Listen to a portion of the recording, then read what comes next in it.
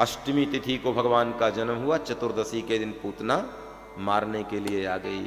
और जैसे ही पूतना आई, सुखदेव जी महाराज कहते हैं राजा परीक्षित पालने में मेरे गोविंद पड़े हुए थे। पूतना ने देखा कि मैया यशोदा घर के काम में लग गई, तो अपना एक एक चरण भगवान के पालने की ओर संभल कर चलाया। और जैसे ही भगवान के पालने के समीप गई, मेरे गोविंद ने पूतना के पैरों की आहट सुनी और कन्हैया ने दोनों आंखों को बंद कर लिया। देखा नहीं पूतना को। किसी ने कहा पूतना के पैरों के आहट सुनी आने की, भगवान की पूतना आ रही है मेरे पालने की ओर। और ये सुनकर भगवान ने आंखें बंद कर ली। क्या बात है, भगवान डर गए पूतना से, क्या भयभीत हो गए क्या, इसलिए आंखें बंद करी? बोले नहीं, भगवान ने आंखें इसलिए बंद करी कि भगवान ने सोचा पूतना नकली रूप बना करके आई है, अपने मौलिक रूप में तो आई नहीं, क्योंकि वैसे तो भयंकर है, भीभत्स है, डरावनी है, और ऐसा मौलिक रूप बना करके आई नहीं, नकली रूप बना करके आई है। और ये नकली रूप बना करके आई है, और मेरे आंखों में ज्ञान और वैराग्य है। और यदि मैंने पूतना को एक दृष्टि डाल दी तो बेचारी का जो नकली स्वरूप है वो नष्ट हो जाएगा, और वो अपने मूल रूप में प्रकट हो जाएगी, और जो करने आई है वो कर नहीं पाएगी बेचारी। और किसी के काम में व्यवधान उत्पन्न करना, बाधा डालना, ये हमारा काम नहीं है। इसलिए भगवान ने सोचा जो करने आई है मौसी, उसे कर लेने दो।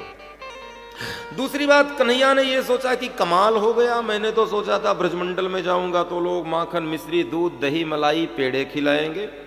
यहां तो अभी 6 दिन का हुआ हूं, और 6 दिन के गोविंद को, कन्हैया को मारने के लिए विष पिलाने वाले लोग आ गए।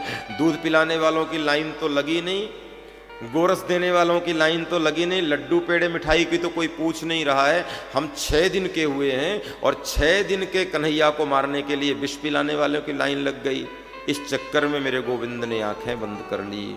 एक संत और अच्छा भाव देते हैं, कहते हैं पूतना भगवान के सामने गई तो मेरे गोविंद ने नेत्र बंद कर लिए। क्यों? कन्हैया ने सोचा पूतना मुझे विष पान कराने आ रही है, भले ही दुग्ध में विष लगा हुआ है, लेकिन मुझे स्पर्श करेगी, मुझे गोद में लेगी, अपने स्तनों से मेरा मुख लगाएगी, और मेरे हाथों से मारी जाएगी, तो मुझे पूतना को मुक्ति दान देना पड़ेगा। और कन्हैया सोचते हैं विष पिलाने वाली पूतना को यदि मैंने मुक्ति दान दे दिया तो फिर दूध पिलाने वाली यशोदा को कौन सा गति का दान दूंगा, क्योंकि मुक्ति से बड़ी कोई चीज मेरे पास है नहीं। सबसे बड़ी चीज यदि मेरे पास कोई है तो क्या है? मोक्ष है, मुक्ति है। और भगवान ने सोचा ये विष पान कराने वाली को यदि मैंने मुक्ति दे दिया तो दूध पिलाने वाली यशोदा को कौन सी गति दूंगा?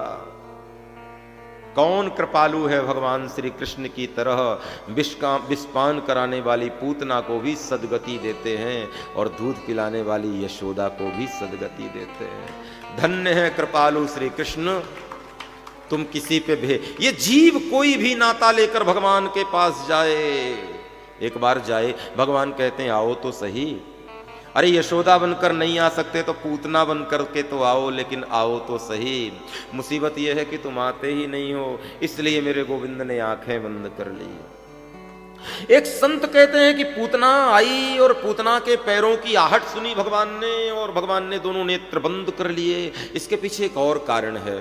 बोले क्या कारण है? बोले पूतना के आहट का समाचार सुना भगवान ने, और दोनों नेत्र इसलिए बंद कर लिए कि दोनों नेत्र बंद करके भगवान शंकर का ध्यान करने लगे।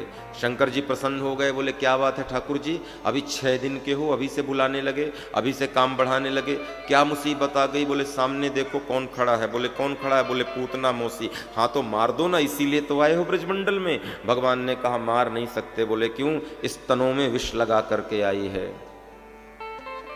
तो भगवान कृष्ण कहते हैं इस तनों में विष लगा करके आई है, और मैंने आपको इसलिए बुलाया है कि मैं विष पहली बार पी रहा हूँ। आप तो एक बार एक्सपीरियंस ले चुके हो, जरा मेरी मदद करना। आप तो अनुभवी हो सरकार, मेरा पहला अवसर है विषपान करने का, जरा मेरा सहयोग करना। और भगवान शंकर मानो मुस्कुराकर ध्यान में यही कहते हैं कि ठाकुर जी क्यों विनोद कर रहे हो, माना कि मैंने विषपान किया है, माना कि मैंने हलाहल पिया है, माना कि मैंने जहर पिया है, लेकिन सत्य तो ये है वो जहर पीने की शक्ति तुम्हारे नाम के कारण ही आई है प्रभु, वो सामर्थ्य तुम्हारी कृपा के कारण ही मिला है। वो सामर्थ्य कौन दे सकता है? हरि, तुम्हारे नाम का नाम अमृत पिया हूँ, इसलिए संसार का विष मुझे प्रभावित नहीं करता। और मैं भी यही कहता हूँ, जो हरि नाम का अमृत पी लेता है उसे फिर संसार का विष मारता नहीं है।